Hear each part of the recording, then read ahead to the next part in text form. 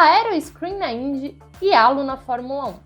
Os dispositivos de segurança ainda dividem muitas opiniões, mas tem um ponto que não dá mais para negar. Os dois salvam vidas e é sobre isso que eu vou falar no vídeo a seguir. Eu sou a Natália De Vivo e esse é o Primeira Curva, onde a confusão acontece. E aí, pessoal, tudo bom com vocês? A segurança dos pilotos sempre foi um dos principais pontos de atenção e preocupação no mundo do esporte a motor. Com o passar do tempo, com o passar dos anos dos campeonatos, as medidas tomadas para a proteção dos competidores dentro das pistas durante as corridas foram sendo aprimoradas, foram sendo melhoradas e outras novas medidas foram sendo tomadas. Infelizmente, algumas tiveram de ser tomadas impulsionadas por conta de acidentes fatais. A gente tem o exemplo, por exemplo, das mortes do Roland Ratzenberger e do Ayrton Senna em 94. Mais recentemente, a gente tem a morte do Jules Bianchi, que morreu por conta dos graves ferimentos que ele sofreu no GP do Japão de 2014. Quando a gente olha para a Índia, a gente teve a triste morte também do Justin Wilson. Então, infelizmente, houveram esses acidentes, mas eles deixaram legados de segurança para suas categorias e até mesmo para o esporte a motor de uma maneira geral. Hoje a gente tem medidas como o HANS, que é o dispositivo que ajuda a manter o pescoço e a coluna cervical dos pilotos mais protegida, os cockpits mais altos que também protegem a cabeça dos pilotos. A gente tem Santo Antônio, áreas de escape maiores e mais bem pensadas. Então são todas medidas que tentam preservar os pilotos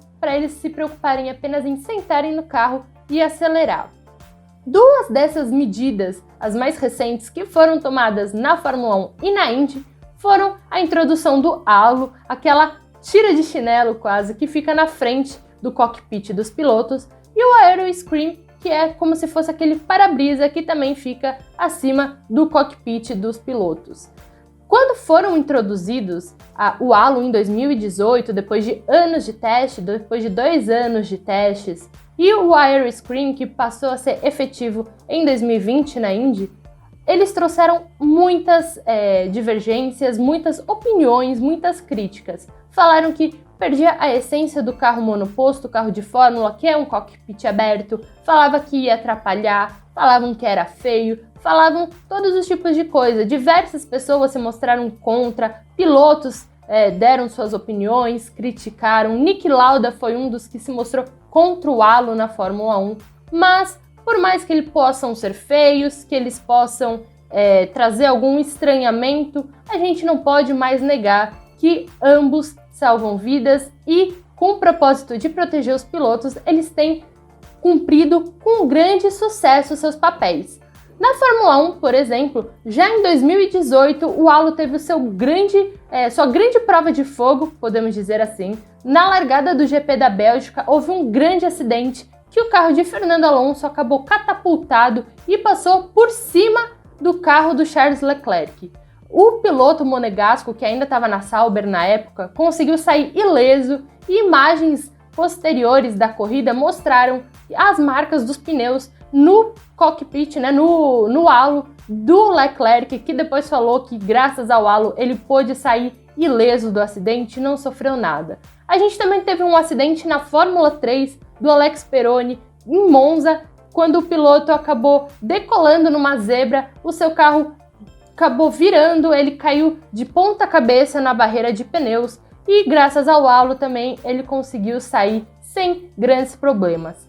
Mas eu acredito que na Fórmula 1, a grande prova de fogo e literalmente que o halo salva vidas foi a do Romain Grosjean no ano passado, no GP do Bahrein. O francês acabou sofrendo um grande acidente na largada, atingiu o guarda-reio do circuito com tanta violência que sua Haas partiu no meio e o carro instantaneamente começou a pegar fogo. Foram quase 30 segundos de muita apreensão, mas o piloto conseguiu sair ali apenas com queimaduras nos braços, nas mãos, no tornozelo e não sofreu nada de mais grave. O próprio Grosjean falou, inclusive, depois do acidente, que ele sempre foi contra o halo, ele não gostava do dispositivo, mas que, graças a ele, que ele estava vivo hoje, poderia continuar com sua vida, então ele é muito grato ao halo. Então, assim, na Fórmula 1, E hoje a gente já está tão acostumado que quase não dá mais para perceber o halo durante as corridas, quase não dá mais para perceber o halo quando os carros estão ali, a gente está só prestando tanta atenção na prova, nas ultrapassagens e tudo mais, que o halo quase que passa desapercebido. Já na Indy tem o aeroscreen, que é já um pouco mais fechado, é como se fosse realmente um para-brisa na frente do carro do piloto, né, em cima do cockpit, e que deixa toda a cabeça realmente protegida. Mas em cima também está aberto, então esse negócio de porque tira o propósito do carro de fórmula, do monoposto, não. Eles falam que é o Open Wheel Racing, né, que são as rodas descobertas, podemos dizer assim. Continua com o mesmo conceito na Indy. E também teve aí algumas provas de fogo com o aeroscreen, que ele se mostrou muito útil. No ano passado, na corrida em Iowa, o Colton Herta e o Rinus VeeKay, eles se envolveram num forte acidente na corrida do Iowa 250. O Herta acabou decolando e passando por cima do carro do Rinus VeeKay. Ele acertou a traseira do carro do adversário, decolou e passou por cima. Só que graças ao aeroscreen, nenhum dos dois pilotos sofreu nada. Ainda uma peça se desprendeu do acidente e bateu no aeroscreen do Marcus Ericsson, que vinha mais atrás, e ele também não sofreu nada.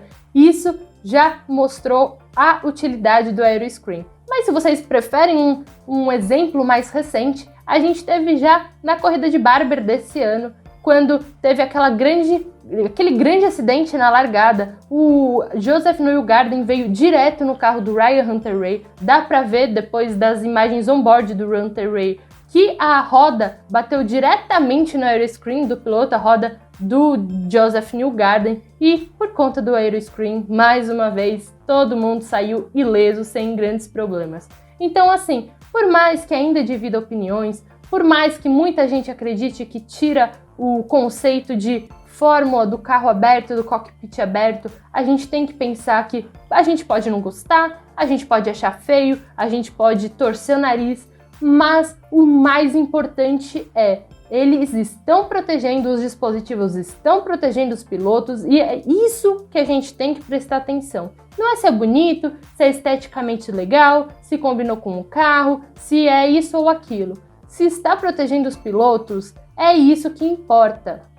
Motorsport is a dangerous sport. Falam, né, que o automobilismo é um esporte perigoso. E isso é verdade. Sentar dentro de um carro, num circuito, correr a 300 km por hora, não é uma coisa segura, vamos dizer assim. Mas se a gente puder diminuir os riscos para esses pilotos, se a gente puder mostrar que os pilotos podem passar por acidentes como o do Grosjean e saírem praticamente ilesos, né, saírem com suas vidas, é isso que importa. O aeroscreen, o halo, eles entraram para salvar a vida dos pilotos, já salvaram os pilotos, ou salvaram suas vidas, ou de sofrerem acidentes mais graves. Então é isso, eles vieram como medidas de segurança para um esporte que é muito perigoso, sim. Então, se puder diminuir um pouco, né, puder reduzir um pouco desse perigo para esses pilotos, que no final da corrida, depois da bandeira quadriculada, cada um tem a sua família, cada um tem suas esposas, seus filhos,